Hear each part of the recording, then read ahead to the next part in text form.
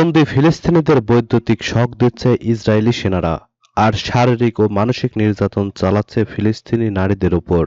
এমনকি কুকুর দিয়ে আক্রমণ করিয়ে ক্ষত-বিক্ষত করা হচ্ছে শিশুসহ নিরীহ বাসিন্দাদের শরীর। পর্যাপ্ত খাবার পানিও দেয়া হচ্ছে না তাদের। সম্প্রতি এক প্রতিবেদনে এমন ভয়াবহ তথ্য প্রকাশ করেছে জাতিসংঘ।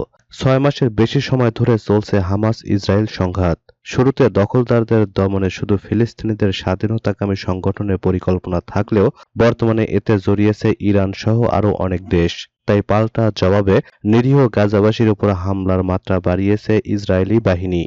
ইসরায়েলি সেনাদের হাতে যৌন সহিংসতার শিকারেরও অভিযোগ উঠেছে। সম্প্রতি জাতিসংঘের এক প্রতিবেদনে এমনই তথ্য জানানো হয়েছে। ওই প্রতিবেদনে বলা হয়, এখন পর্যন্ত হাজারের বেশি ফিলিস্তিনিকে মুক্তি দিয়েছে তেল আবিব। তবে বেশিরভাগের অভিযোগ, তাদের সঙ্গে অত্যন্ত বাজে আচরণ করেছে ইসরায়েলি সেনারা। বিশেষ করে বন্দিশালায় পুরুষদের বৈদ্যুতিক শক দেওয়া হয়, আর নারীদের সংবেদনশীল স্থানে ছেটানো হয় মরিচের গুঁড়া। পাশাপাশি কুকুর দিয়ে আক্রমণ করানো হয় তাদের।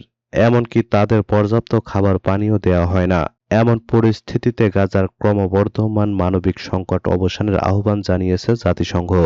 এদিকে লেবাননের ইসলামী প্রতিরোধ আন্দোলন হিজবুল্লাহর ক্ষেপণাস্ত্র ও রকেট হামলার ভয়ে ইহুদিবাদী ইসরায়েলের উত্তরাঞ্চলে অবৈধ ইহুদি বসতি স্থাপনকারীরা ফিরে আসার কথা ভাবছে না। গত ৭ অক্টোবর গাজা ইসরায়েল যুদ্ধ শুরুর পর হিজবুল্লাহ দখলদার ইসরায়েলের বিভিন্ন অবস্থান লক্ষ্য করে হামলা চালাতে শুরু করে এবং যুদ্ধ শুরুর প্রথম দিকেই অধিকৃত ভূখণ্ডের উত্তর অঞ্চল থেকে শতকরা ৪০% ইহুদি বসতি স্থাপনকারী ইসরায়েলের অন্য জায়গায় আশ্রয় নিয়েছে। তারা এখন আর ওই অঞ্চলে ফিরে যেতে চায় না। এর মধ্যে শতকরা ২৭% ইহুদি বসতি স্থাপনকারী যারা ফ্রিল্যান্সার, তারা তাদের ব্যবসা সংক্রান্ত কার্যক্রম স্থায়ীভাবে অন্য অঞ্চলে সরিয়ে নেওয়ার চিন্তা করছে। ইহুদিবাদী গণমাধ্যম জানিয়েছে, অধিকৃত ভূখণ্ডের উত্তরাঞ্চলের শতকরা ৭৩% ফ্রিল্যান্সার মনে করছে এই অঞ্চলের অর্থনৈতিক পরিস্থিতি গত অক্টোবরের পর থেকে খারাপ হয়েছে। ইহুদিবাদী ইসরায়েলের বর্বর আগ্রাসনে অবরুদ্ধ গাজা উপত্যকার প্রায় ৩৪,০০০ ফিলিস্তিনি শহীদ হয়েছেন, যার বেশিরভাগই নারী ও শিশু।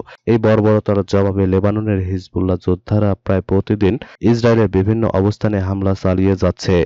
এতে ভীত হয়ে আবাসস্থল ছেড়ে অন্যত্র আশ্রয় নিয়েছে হাজার হাজার ইহুদি বসতি স্থাপনকারী।